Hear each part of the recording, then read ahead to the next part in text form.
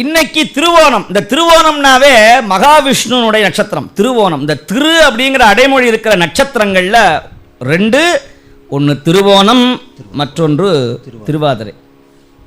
நட்சத்திரங்களில் 22வது நட்சத்திரம் திருவோணம். இன்னமும் கேரளாவில் ஓணம் பண்டிகை கொண்டாடுகிற வழக்கம் உண்டு. வாமனர் பிறந்த நட்சத்திரம். வாமனமூர்த்தியாக மகாபலி சக்கரவர்த்தியினுடைய ஆணவத்தை அடக்கி 3 அடி பெற்றான் வாமனர் என்கிற குரல் தேவர். அவர்தான் வாமனர்னு பேரு.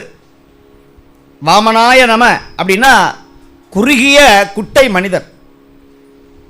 அவர் தான் கையில் மரக்கொடையை வைத்து வந்து மகாபலி சக்கரவர்த்தியை 3 அடி கேட்டு அவரை பாதாளத்தை தள்ளியவர். அவர் அவதாரம் பண்ணிய நட்சத்திரம் திருவோணம். அதான் ஓணம் பண்டிகை. ஆனால் ஓணம் பண்டிகை நம்முடைய தமிழ்நாட்டிற்கு சைவத்திற்கு உரியதுன்னு ஞானசம்பந்தர் சொல்றார். மயிலாப்பூரில் பங்குனி உத்திரம் அன்னைக்கு அதை பதிகம் பாடுறார். ஐப்பசி ஓண விழாவும் அருந்தவர்கள் துய்ப்பனவும் காணாதே போதியோ பூம்பாவாய். இந்த ஓணம் பண்டிகையை நம்ம கொண்டாடுறதில்லை.